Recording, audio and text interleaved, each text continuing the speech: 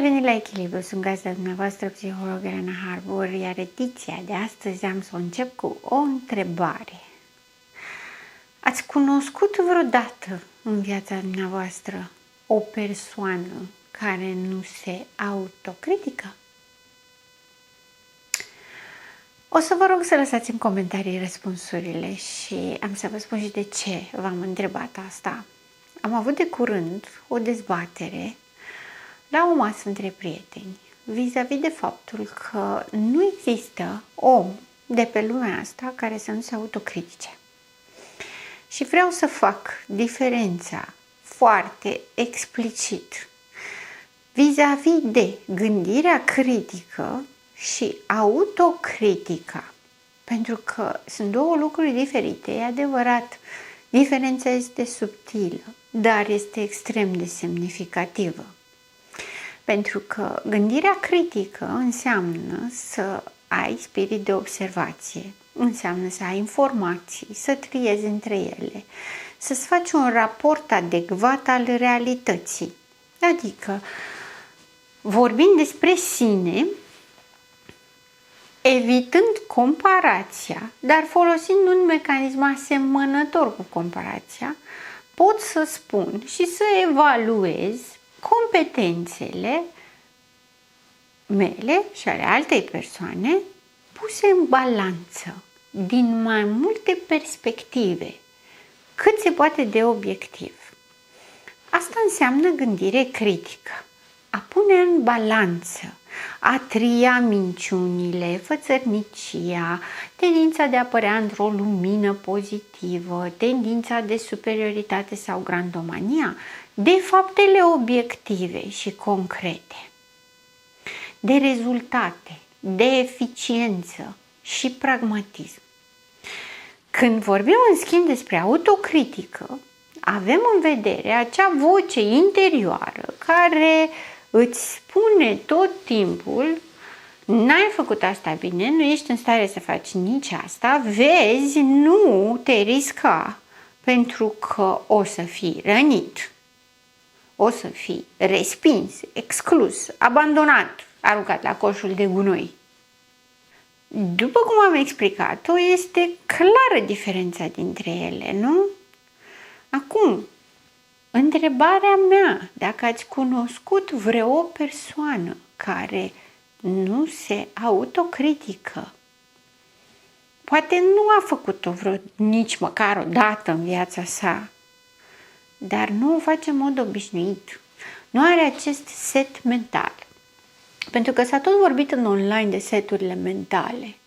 Seturile mentale, așa cum o spun ei cel puțin, este un set de reguli după care funcționezi, niște principii și niște valori la care te raportezi într-un fel automat, care ar include și temperamentul și caracterul, mai multe fațete ale personalității. Însă setul mental este stilul de gândire, este stilul pragmatic, stilul melancolic, stilul abstract. Sunt mai multe stiluri prin care un om poate să vadă viața, relațiile dintre oameni, alți oameni, chiar și pe sine. Astăzi vorbim despre autocritică, pentru că autocritica este o caracteristică bătută în cuie, aș putea să spun, definitiv și întotdeauna generată de relația toxică și apare în complex traumă. Când vorbim despre autocritica din complex traumă, vorbim despre acea voce interioară care nu mai tace, care e tot timpul pesimistă, negativă, care minimizează și anulează. Cum să te duci tu să susții examenul ăla? Păi eu o să ai emoții și o să-l pici. Niciodată nu o să poți să înveți cât este nevoie ca să iei examenul ăla. Astea sunt doar două exemple, pentru că sunt mai multe stiluri ale autocriticii. Dar este o voce care face parte din tine, sunt propriile tale gânduri. Autocritica apare, după cum bine intuiți, reactiv la cel puțin un părinte care a fost veșnic nemulțumit de copilul său. Nimic nu era bine. Dacă a făcut patul, de ce a făcut patul? Dacă n-a făcut patul, de ce n-a făcut patul? Dacă a făcut patul, l-a făcut prost, este strâmb, are cute, nu e bine, trebuie să fie perfect. Această tratare a copilului de a nu fi niciodată nimic bine, această critică amestecată cu rușine, cu neglijență, cu nepăsare, cu respingere, toată această distanțare în care se așteaptă de la copil mereu imposibilul, dar vine cu etichete.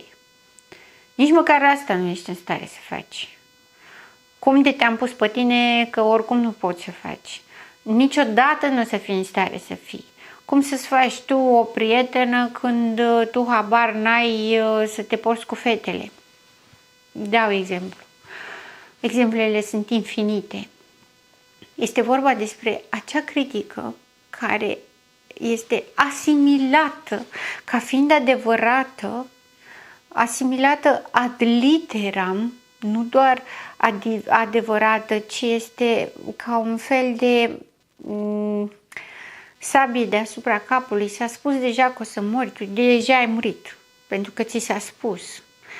Este asimilată de copil prin această raportare extrem de critică, pentru că am tot auzit din partea părinților critică constructivă. Nu există așa ceva, critică constructivă. Există brainstorming, există stimulare pozitivă, stimulare negativă, dar critică este veșnic critică. Și critica în sine este un abuz. Un abuz repetat, fără o posibilitate de îndulcire, să zic așa, a situației. Adică ai făcut patul, bravo, foarte bine, dar puteai să-l mai îndrepți un pic sau data viitoare o să-ți arăt și cum să îndrepți cutele.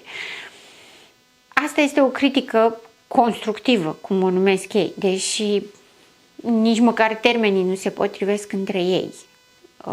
Asta este o direcționare constructivă din punctul meu de vedere, pentru că încerc să folosesc termenii în opoziționism ca să fie mai evident pentru dumneavoastră, pentru că am o respingere față de cuvântul critică constructivă.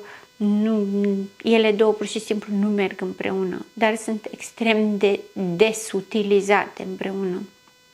Culmea, ca un lucru pozitiv și ca o mare descoperire a educației, nu. Putem să facem ghidaj și stimulare pozitivă sau negativă. Stimulare înseamnă să creezi motivație, poți să creezi motivație prin pedeapsă sau prin amenințare cu pedeapsa sau stimulare prin recompensare. Și avem pozitivitatea sau cel puțin emoționalitatea pozitivă.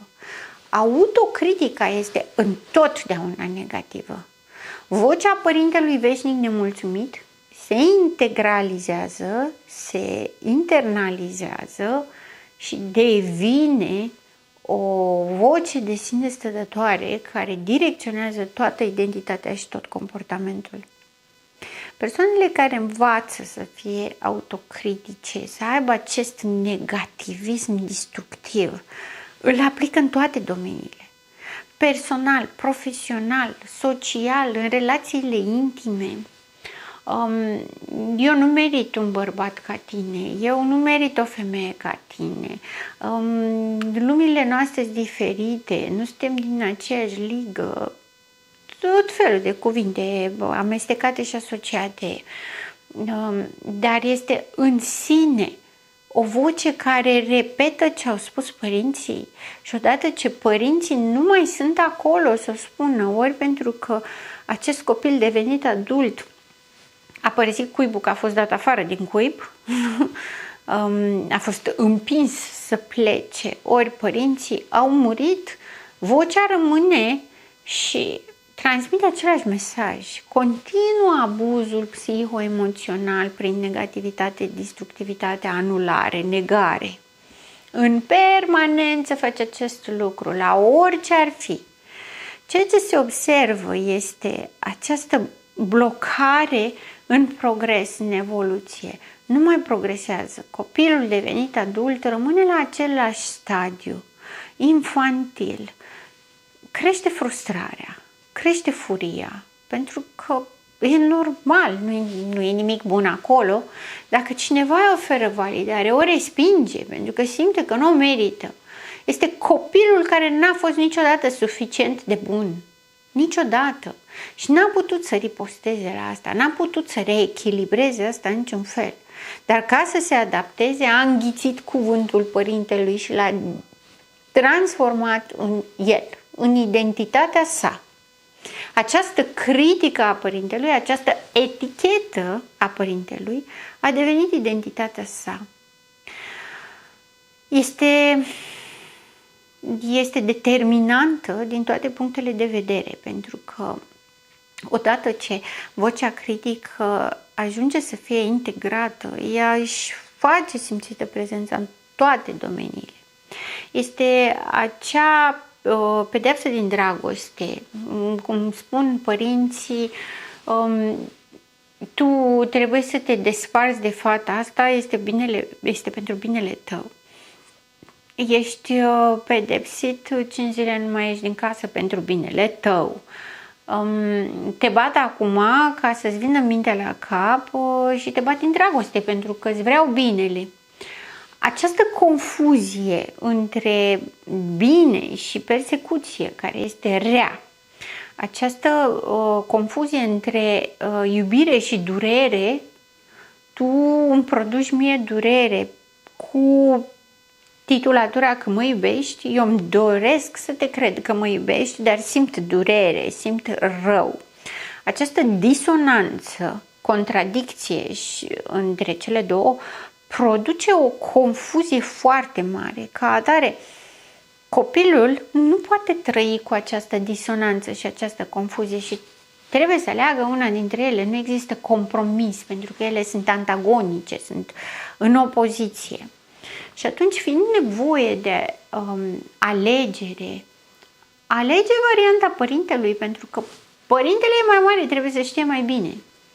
Dacă părintele tot timpul îmi spune că nu sunt suficient de bun, cine aș fi eu să spun că sunt bun? Pentru că există și specificația, vezi să nu ți se urce la cap, vrei să... Adică la autocritică poate dezvolta și narcisism, dar de cele mai multe ori generează codependentul. Nu sunt bun de nimic și am nevoie de altcineva care să fie bun, ca prin alianță cu altcineva care este bun să pot deveni și eu bun. Dar niciodată nu o să fiu la înălțimea așteptărilor celuilalt, pentru că așa m-au învățat părinții, iar narcisicul cel puțin abia așteaptă să-ți autoasumi minimizarea ta și eventual să și renunți, că oricum ești mic și ești incapabil și oricum nu meriți, deci poți să renunți din start la ele și să adopți fantezia mea grandioasă. Iată de ce codependentul cu narcisicul se înțeleg atât de bine. Însă și narcisicul se autocritică. Își spune că n-a fost suficient de pervers cât să fie prins cu mâța în sac. N-a fost suficient de subtil și de perfect cât să nu-și dea seama toată lumea ce face. N-a fost suficient de extraordinar ca X să rămână în fantezie cu el. Narcisicul știe că nu merită să fie iubit, doar că la el e o realitate. Adică la el este gândire critică, nu este autocritic, nu este anulantă gândirea aceasta, ci e bazată pe realitate. La omul la care nu există tulburarea de personalitate, este doar o idee disfuncțională, destructivă, obsesivă, care anulează potențialul și îi blochează evoluția din toate punctele de vedere. De cele mai multe ori, oamenii își fac rău singuri în două modalități, pentru că autocriticismul este o modalitate de a-și face rău. Deși teoretic ar trebui să îl protejeze și să-l ajute să fie un om mai bun, dar de cele mai multe ori mai bun pe zona de emoții, adică să cedeze mai mult, să se sacrifice mai mult, să renunțe la mai multe. Este o modalitate de a-și face singur rău. Este o modalitate de autopersecuție, de masochism, pentru că riscul de a renunța la asta ar fi să-și asume cine este, iar există o probabilitate să nu fie perfect sau normal. Și atunci riscul de a-și asuma mai puțin decât perfecțiunea merge mai bine cu masochismul în autocritică. Cel puțin e obișnuit cu asta și atunci preferă să o păstreze. Își poate face rău, sau oamenii în general își fac rău din două perspective, vreau să spun, sau mai bine zis în două modalități, psihic, emoțional și fizic. În ceea ce privește fizic, presupune un rău asupra corpului efectiv. Sunt cei care se dau cu capul de pereți, se lovesc, se mutilează. Avem în vedere mâncatul excesiv sau anorexia, care înseamnă privarea totală de mâncare. Intră și bulimia, în care mănâncă necontrolat, iar apoi vomită totul de teama de a nu se îngrășa. Avem de asemenea drogurile și alcoolul, consumul necontrolat, adicțiile, sunt tot o modalitate de autopedepsire la nivelul corpului, care aduce efecte fizice, și mai avem comportamentele de risc, cum sunt, de exemplu, cumpărăturile necontrolate, condusul cu viteză, sexualitatea promiscuă și tentativele de sinucidere. Acestea sunt riscuri fizice, rău pe care omul și-l face singur la nivel fizic, ca urmare a autocriticii. Ca de exemplu, anorexia, ai băgat în tine atât de mult că acum trebuie să te pedepsești, să vomiți ca să scoți totul, pentru că vei fi o grasă și nu o să te suporte nimeni și o să te respingă toată lumea. În sinucidere nu meriți să trăiești, faci numai rău, nimic nu faci bine, nimeni nu te vrea, nimeni nu te iubește, nu meriți să existi în viața asta. Răul fizic este făcut în primul rând ca să scape de intensitatea durerii și a suferinței de dinăuntru, pentru că, repet, critica este critică, întotdeauna doare, persecută, înfurie, nu are nimic pozitiv în ea, nu are nimic satisfăcător, liniștitor, productiv, evolutiv. Ca atare, creează foarte multă emoționalitate de o intensitate extrem de mare, în durere, furie, respingere, pierdere, toate cumulate. Este insuportabilă de dus.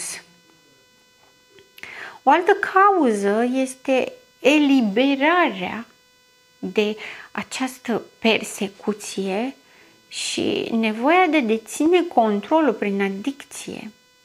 Pentru că folosind droguri și alcool sau mâncarea sau comportamentul sexual, pare că are control, pare că chiar dacă nu îi mână nimic, cel puțin face ceva în sensul ăsta. Își controlează singur viața. Iar asta este o cauză extrem de importantă, pentru că avem această eliberare prin adicție. Tu îmi spui că eu nu sunt suficient de bun și îmi spui că nu merit. Ei bine, fac niște lucruri ca să îți demonstrez că nu merit, ca să îți arăt că ai dreptate să-mi spui că nu merit. Că are sens ceea ce spui. Și o altă posibilă cauză este pedepsirea celorlalți. Mi-ai spus că nu sunt bună de nimic? Uite, nu sunt bună de nimic, să te văd ce faci cu asta. Este opoziționist provocator, da. Pe de altă parte, scopul în sine este ca toate cerințele absurde pe care le-a avut acel părinte care a spus tot timpul că nu ești în stare și nu meriți, să trăiască exact opusul la tot ceea ce își dorește. Este opoziționist provocator la nivelul la care este un fel de payback prin autodistrugere. Răsplată, răzbunare, prin a mă autodistruge, pentru că tu mie îmi ceri lucrurile astea pe care eu nu ți le pot oferi. Însă, în toate situațiile, persoana crede autocriticul. Vocea asta internă, negativă, destructivă, o crede tot ce spune. Problema este că, sau, mai bine spus, n-ar fi nicio problemă dacă ar fi corect, dacă ar fi o evaluare obiectivă. Nu sunt în stare să ajung pe lună, pe jos. Chiar nu sunt în stare de chestia asta. Și este o evaluare obiectivă, reală. Eu nu sunt în stare să fac chestia asta și mă adecvez la asta. Nu sunt în stare să fac asta, atunci ce sunt în stare să fac? Fac ce sunt în stare, nu ce nu sunt în stare. Dar autocritica se bazează pe minciuni. Nu meriți să fii iubit pentru că ești un copil obraznic, pentru că n-ai făcut ce am vrut eu, pentru că nu m-ai făcut pe mine fericit sau fericită și ca atare tu nu meriți să fii iubit. E o minciună gogonată care sfidează până și logica simplă. Pe un copil funcționează, pentru că un copil nu are filtrele ca să distingă binele de rău, adevărul de minciună. Dar îi rămâne ca o etichetă în care ajunge să creadă ca un fapt real. Autocriticul este plin de minciuni, plin de vorbe și răutăți menite să manipuleze și să doară ale părintelui critic. Astfel, vocea critică e un fel de părinte critic care continuă treaba părintelui critic real. Există mai multe tipuri de critic, autocritic. Este perfecționistul care vorbește într-una și spune că trebuie să faci totul perfect ca să nu cumva să fii respins, ca nu cumva să trăiești durerea eșecului, respingerea eșecului, umilința și rușinea eșecului. Există controlatorul care are grijă de dorințe, impulsuri, să nu cumva, datorită unui impuls care îți vine să faci o prostie, care să te pună în rușine și umilință, poate și vinovăție.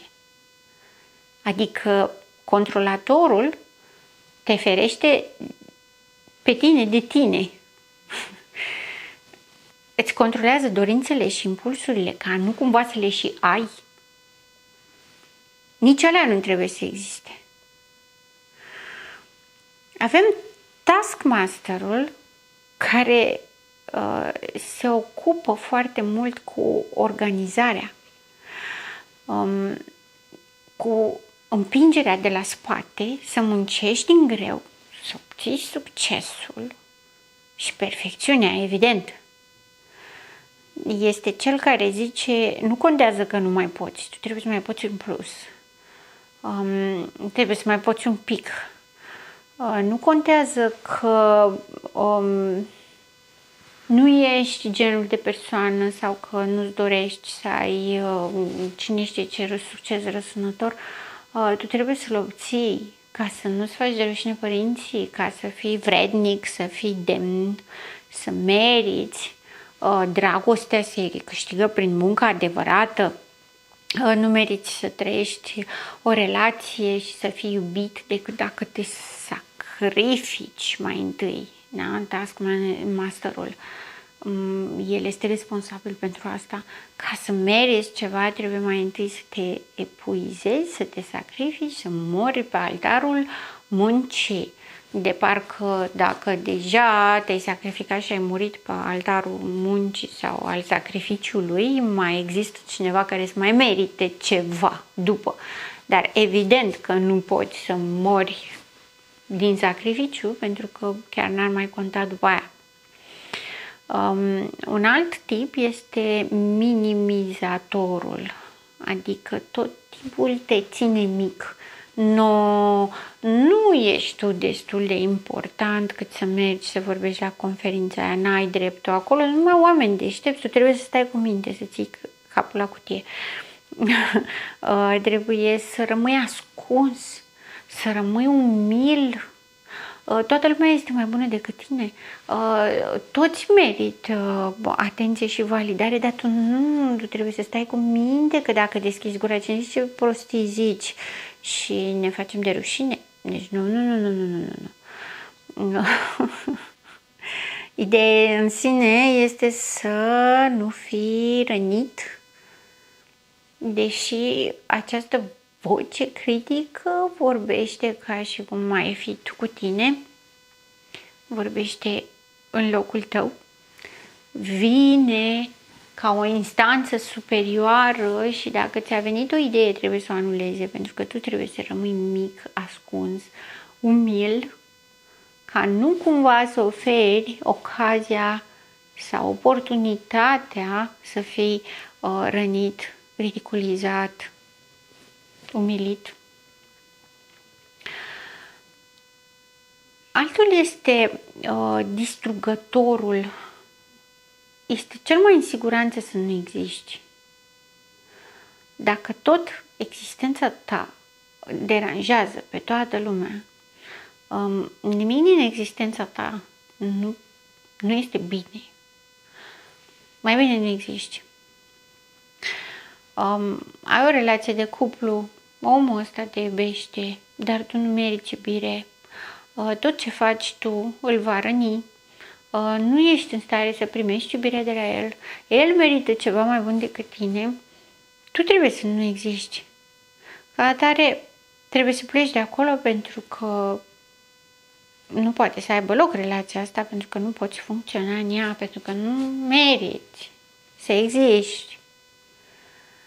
De aceea, relația cu psihopatologia este foarte binevenită, pentru că ei fac abuz în numele iubirii și persoana cu autocritică acceptă abuzul ca pedepsire, ca plată a lui nu merit, compensație. Merit să fiu abuzat. Nu merit să fiu iubit, merit să fiu abuzat. De asemenea, avem vinovatul.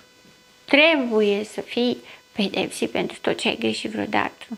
Încă mai trebuie să mai fii pedepsit. Nu contează dacă ai fost sau nu ai fost pedepsit, încă trebuie să fii pedepsit și nu poți să mergi mai departe până nu-ți plătești pedeapsa. Mai departe înseamnă orice.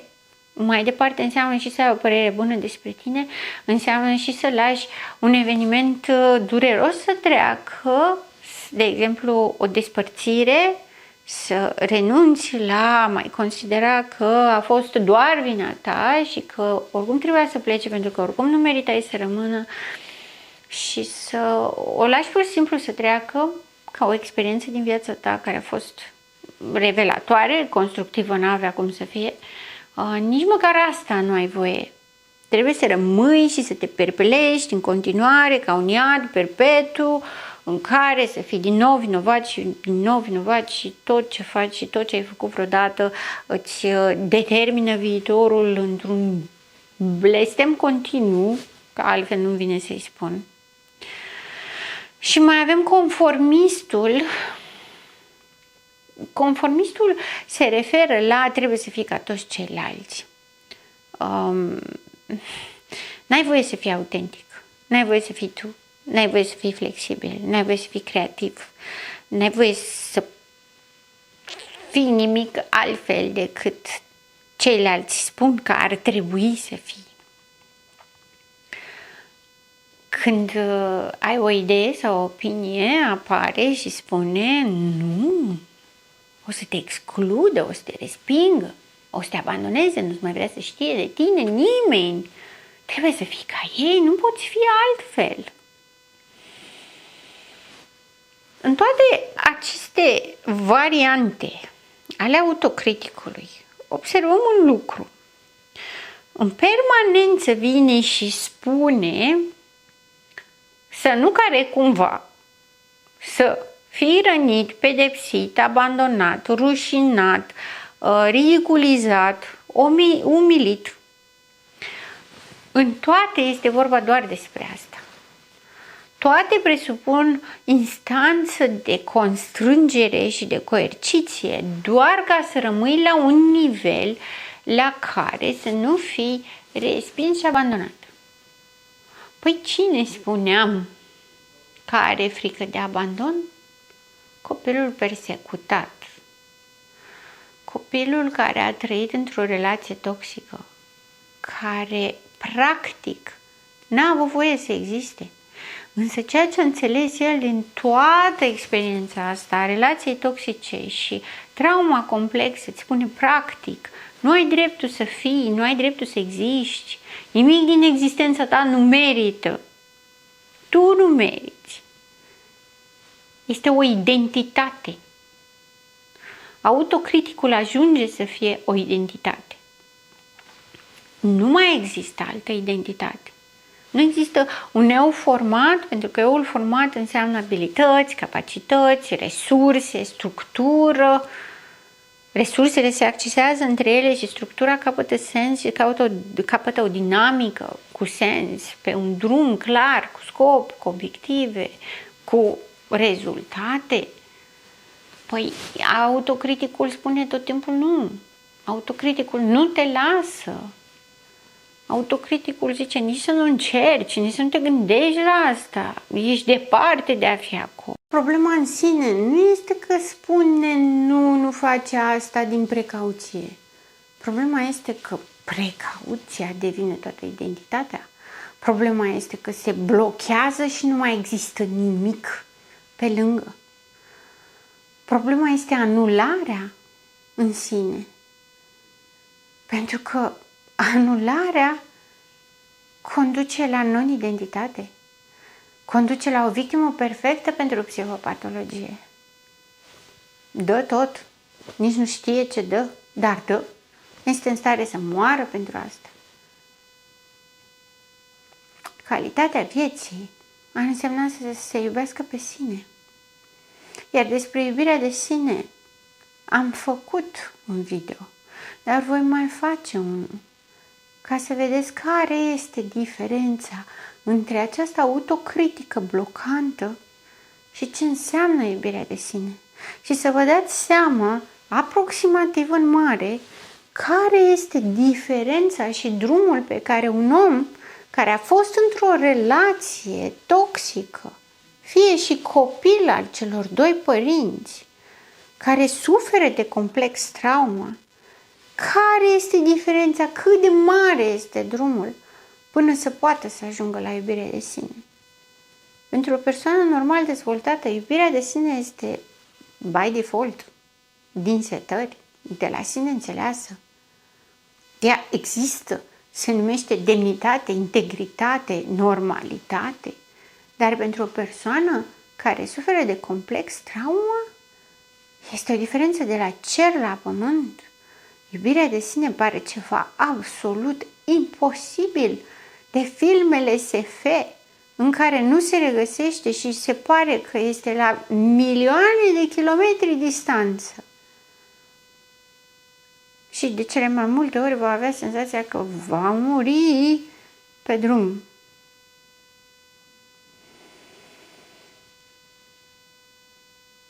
vreau să vedeți că aceste simptome, aceste efecte, cum este și autocriticul, și perfecționismul, și manipularea, toate sunt efecte ale unei relații toxice.